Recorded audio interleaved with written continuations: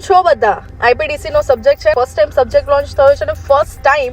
આ જે પેપર છે એ તમને થિયોરી બેઝ પૂછાવાનું છે તો કેવી રીતે થિયોરી પ્રિપેરેશન કરવી કેવી રીતનું પેપર પૂછાશે શું લખવું કઈ રીતે લખવું અને અહીંયા બી ટોપિક્સ કયા છે આ બધાનું કન્ફ્યુઝન છે અને જે રીતે મેં તમને પ્રોમિસ કરી હતી પ્રિયશ્રી જ્ઞાનપીઠ પર હું તમારા માટે લાઈવ લઈને આવવાનું છું મતલબ આજે રાત્રે